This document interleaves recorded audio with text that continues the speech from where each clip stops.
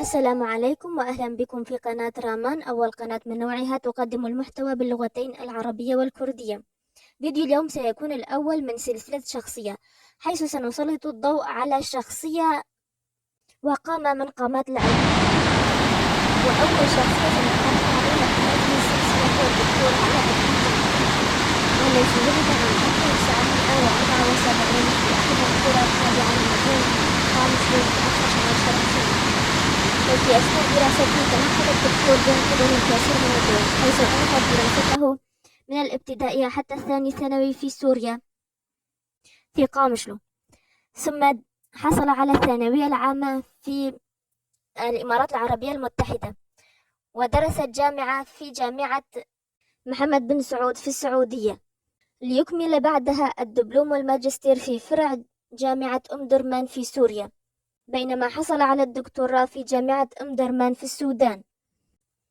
بعدها عمل الدكتور كمدرس ورئيس قسم القانون ومدرس فقه والأصول في كلية القانون بجامعة التنمية البشرية في محافظة السليمانية بإقليم كردستان العراق، وهو أحد مؤسسي مؤسسة سما للثقافة والفنون في دبي عام 2005، ومؤسس الرابطة الكردية السورية، وهو أيضا عضو في الاتحاد العالمي لعلماء المسلمين.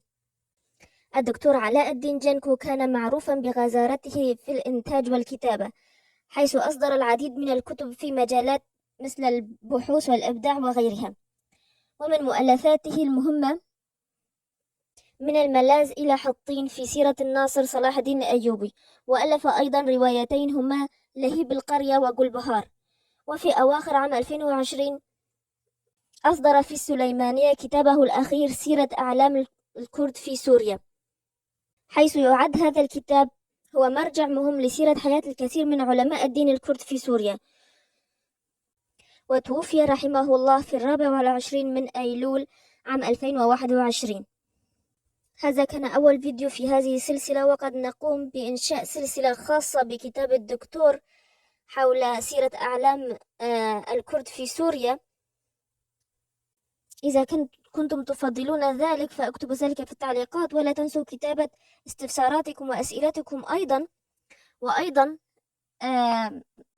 لا تنسوا حساب الإنستغرام، لأننا ننشر هناك أو لأنني أنا أنشر هناك الكثير من الفيديوهات المختلفة عن اليوتيوب.